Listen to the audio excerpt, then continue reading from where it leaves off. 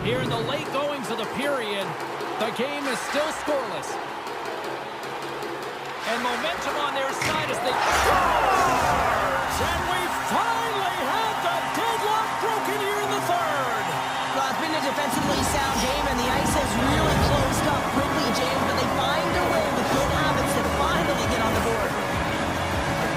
This is a prime-time example of why you work on face-off so often in practice, because when you start with possession, you get scoring chances. And when you get scoring chances, this is exactly what happens. You put it in.